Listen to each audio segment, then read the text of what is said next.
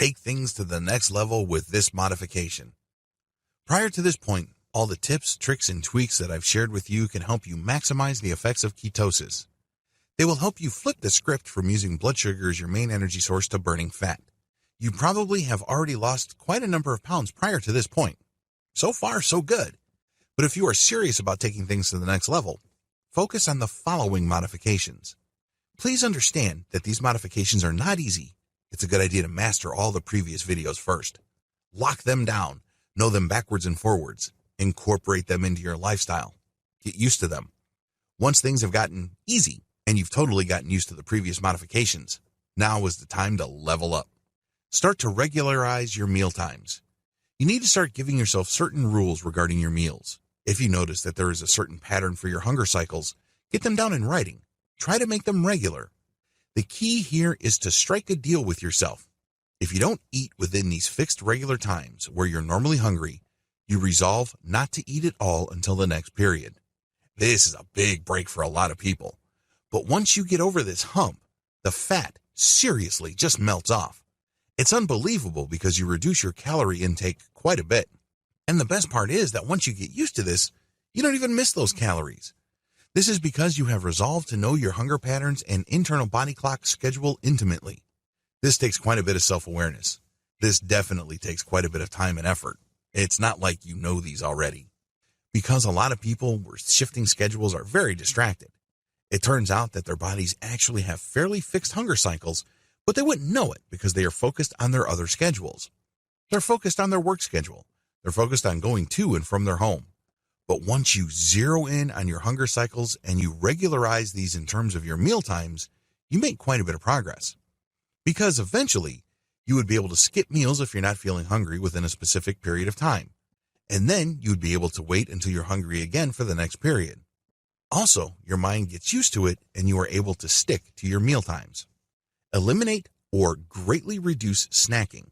Prior to this point, you can still snack. But eventually, once you've regularized your meal times and your hunger cycles have become more controlled and fixed, you can start eliminating snacking. Now, please, understand that this is not going to happen overnight. You've probably been snacking all your life. Welcome to the club. That's how most people are. That's perfectly okay. But once you have a good hold or control over your hunger schedule, you can make amazing progress in greatly reducing or flat out eliminating snacking. I know it seems like a pipe dream right now. It seems almost impossible, but you'd be surprised as to what you're capable of if you put your mind to it. Start with a gradual reduction. It doesn't have to be big. You don't have to be a hero. You're not looking for some sort of great leap ahead. You just want to make a little challenge. You'd be surprised as to how quickly you can do this because you've taken the right initial steps, which is to regularize your meal times. Eventually, scale down to 1 to 2 meals a day. I have to admit, if I were to tell you this up front, you will probably set you back. You probably would be thinking, this guy is crazy. This is not going to happen. I eat regularly. I eat 3 square meals a day with a few snacks in between. Believe me, I understand where you're coming from because that was my mindset. But once I was able to regularize my meal times and I was able to practice everything else in this training prior to this point, this was the eventual conclusion. Seriously, this is where you're headed. Because if you did everything that I've told you correctly, this is where you will be. You will be able to scale down to 1 or 2 meals a day. Obviously, you're going to scale down to 2. Then once that gets easy and predictable, scale down to 1. Now, why is this a big deal? Even if you load up on food on that 1 meal a day, you still cut out a tremendous number of calories from your diet. If you also adopt some sort of modest exercise program, this can go a long way in burning the fat off. By modest exercise, I'm not talking about you running a marathon. There's no need to do that. You don't have to become some sort of triathlete or fancy yourself as some sort of Iron Man or Iron Woman. No need to be a hero once again. You can just walk around the block, or you can bike around. It doesn't matter. Any kind of moderate exercise is enough to tip the scales, especially that you've reduced everything down to 1 to 2 meals a day. Scale down to 1 meal a day. In this section, I want to make it clear that this is not you going down to 1 meal every once in a while. This is not you going down to 1 meal a day 3 times a week. Instead, this is you scaling down to 1 meal a day as an iron rule.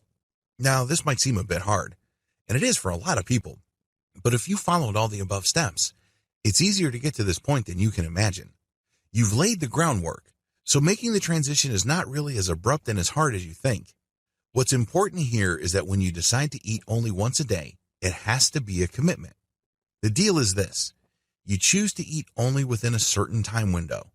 This is called intermittent fasting paired with a keto diet. When you make this deal with yourself, this means that if you go past the window, you're going to skip the meal. You wait until the next day. That may seem harsh, but when I started this, I was shocked at how easy it was because I would go by a whole day forgetting that I actually did not eat anything for the whole day. That's how natural it felt once you reach that point. That's the secret to intermittent fasting. It's a commitment to eat within a certain time frame. You need to be on the same page with your primary care physician. Any advice here that I give you must be run through and approved by your doctor. If you engage in any kind of fasting, make sure you talk with your doctor first. Still, when you adopt intermittent fasting, it really turbocharges your weight loss and it exaggerates the weight loss effects of the keto diet. If you can, adopt a day-to-day fasting technique. This is really taking things to the next level. With a day-to-day fasting technique, you're basically eating within a certain time window one day, then completely avoiding any food the next day, and then going back to eating. Now, a lot of people never reach this point. This is purely optional. But if you want to really level things up, this is definitely a good candidate. Some people even take things to a whole other level.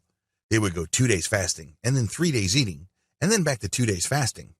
That may be too extreme, but it's definitely an option you should explore once you're able to pull off all the other steps described above.